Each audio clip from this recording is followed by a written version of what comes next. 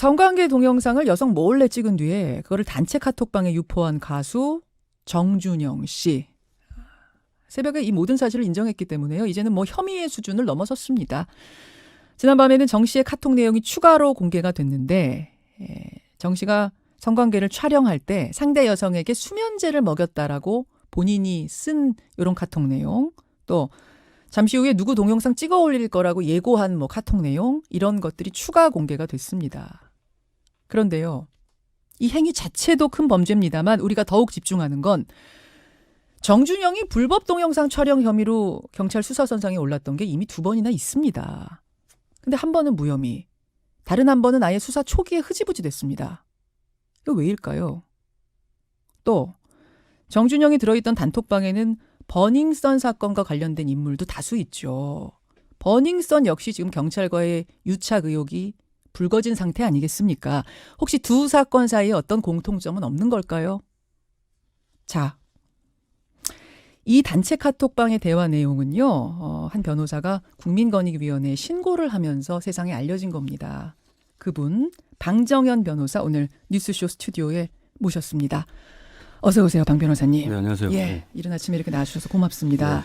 네. 변호사님이 1차로 카톡을 입수한 분은 아니신 거고, 그 네. 입수한 1차 제보자, 이 공익 제보자를 대리해서 권익위에 신고를 하신 분인 거죠? 네. 비실명 신고 대리 신고라고 해서요. 예, 예. 그 공익 신고자 보호법에 보면 예. 네, 그 제보자가 이제 자기 이제 그 인적 사항을 이제 숨기고, 그러니까 비실명으로 이제 변호사가 대리해서 신고할 수 있는 제도가 있어서. 있죠. 예. 예.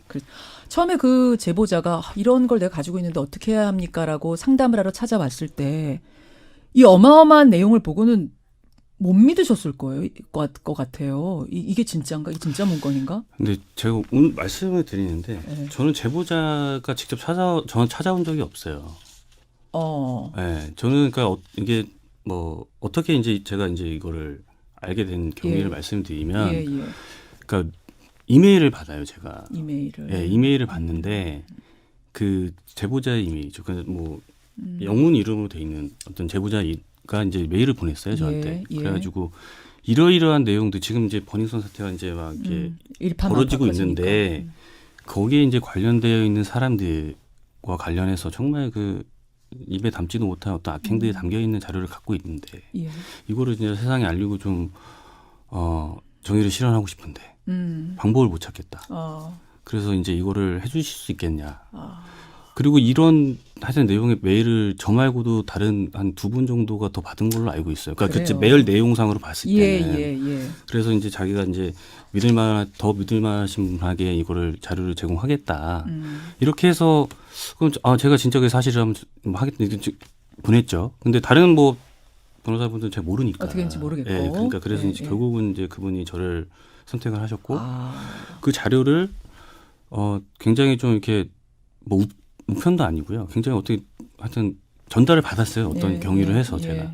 그래서 열어봤는데 이제 그 안에 자료가 이제 밀봉이 된 상태였고, 그중에 한 개를 제가 이제 열어서 제가 직접 보게 된 거죠. 그렇죠. 예, 그렇게 이제 제가 이제 얻게 된 거고, 제보자가 직접 저를 찾아보거나 이런 적은 그러니까 저도 제보자를 모르는 상태였기 때문에 그래서 더 사실은 고민을 했던 거예요. 이게 만약에 수사기관에 갔을 때는 제보자를 어떻게 뭐 알아내려고 하는데 초점을 맞추지 않을까 하는 걱정도 있었고, 그래서 그러면 권익위에다가 신고를 하는 게 가장 현명한 방법이겠다 싶어. 제보자를 사실 보호해야 되니까. 그렇죠. 네. 그렇죠. 제가 그 제보자가 뭐 누군지 공익제보자는 보호해야 합니다, 네. 여러분. 그래서 더 이상 제가 그 부분은 여쭙지 않겠습니다. 다만 사안을 좀 분명하게 짚기 위해서 몇 가지만 확인해 주세요.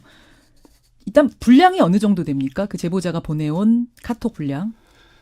수만 건이죠. 대화 내용 자체. 대화 내용은 수만 건. 예. 기간으로는 8개월 정도의 기간 동안 8개월. 이제 있는 내용 자료고요. 2015년 8개월. 네. 2015년 15년에서 16년 사이 걸쳐서. 8개월. 8개월에 수만 건 대화 네, 수만 내용. 건의 대화 내용이 있었어요. 그럼 지금 공개되는 정준영 관련된 카톡, 그 성범죄 카톡하고 승리가 지인들한테 성매매 알선하는 그 카톡하고 그 카톡이 같은 대화방, 같은 단톡방에서 나온 거예요? 그러니까 그 정준영 씨 이렇게 말씀 뭐 이제 드려도 되겠죠? 예, 근데 예. 그분이 이제 그 올렸던 거는 예. 그 방에 올린 것도 있고요. 아, 그 단톡방 예. 승리 있는 단톡방도 예, 있고 8명 단톡방 포함되어 있는 단톡방에 올라온 것도 있고 예. 다른 이제 개인한테 보낸 것도 있고 아니면 다른 또 단톡방에 올린 것도 있고 약간 방이 여러 개군요. 예, 여러 개 있었어요. 그럼 예. 결국은 정준영 카톡이군요, 지금 이게. 예, 그거 다 알려진 예. 거니까. 예, 아니, 저는 혹시 관련자 8명 누군가 중에 카톡일 수도 있겠다. 왜냐하면 하나에서 다 나온 거면 그랬는데 그게 아니라 지금 여러 개의 네. 정준영 씨가 자기 카톡에 열어놓은 여러 개의 방에서 지금 조금씩 나오는 네, 거다. 네. 이런 네, 말씀이세요. 그렇습니다. 그러니까 분량 수만 건, 8개월. 네. 지금 권익위 신고하게 된 계기를 잠깐 얘기하셨는데 네. 그럼에도 불구하고 이런 어마어마한 자료를 얻었으면 이거 뭐 진위도 이게 좀 걱정이 되실 거고 또 수사는 경찰이니까 네. 경찰로 가져갈 수도 있었는데 경찰이 아닌 권익위를 택하신 결정적인 이유가 있다고요. 네. 제가 자료를 이제 보고 그 제보자의 제보 내용도 이제 다 검토를 했는데 제보자가 왜 이거를 뭐 이렇게까지 이제 공개하기가 꺼려지고 또 이렇게까지 막 익명의 뭐 이메일까지 보내면서 했던 이유가 예. 뭐였는지 알겠더라고요. 그 안에 단순하게 그냥 이거 이렇게 예를 들어서 연예인의 비위 정도에서 그치면 상관이 없을 텐데 그 안에 내용들을 봤을 때는 예. 경찰과 유착 관계가 굉장히 의심되는 정황들이 많이 담겨 있었어요. 그러니까 제보자 입장에서는 굉장히 무서웠을 것 같아요. 이거를 선뜻 수사기관에 낼 수가 없잖아요, 사실. 지금 카톡이 공개된 것만으로는 사실은 연예인들의 어떤 성 문제 관련된 이런 내용들이 지금 부분 보도가 되고 있는 건데 네. 이게 다가 아니군요. 네. 그러니까 그 8개월 카톡 내용 중에는 경찰과의 유착을 암시하는 네. 자, 직접적입니까? 간접적, 추상적입니까? 되게 조심스러운 말씀이에요. 이거는 근데 개인의 판단인 거니까요. 제 판단이지만 예, 봤을 때 변호사님이 보셨을 때. 그러니까 직접적으로 얘기를 해요. 그러니까 직접적으로? 이름을 얘기하진 않는데, 예. 그러니까 어떤 그 특정 그 계급이랄까요? 그걸 얘기를 해요. 무슨 청장이면 어디 청장이면 청장, 어디 뭐 서장이면 서장, 뭐 과장이면 그런 과장. 식의 어떤 얘기를 하는데, 을 안다? 아니면 내가 손 쓴다? 뭐 쉽게 얘기해서 뭐 그들 중에 이제 누가 네. 뭐 누가 그분하고 뭐 문자한 거 봤어? 아니면 뭐 어떻게 했어? 그거 연락했어. 이런 식의 대화들이 있어요. 근데 아니 무슨 네. 시츄에이션에서 어떤 상황에서 나 그 높은 사람하고 경찰하고 연락했어가 나와요? 무슨 얘기하다가? 그러니까 뭐 어떤 사건이 발생을 했어요. 어떤 사건이요? 그걸 말씀드리기가 좀 약간 곤란.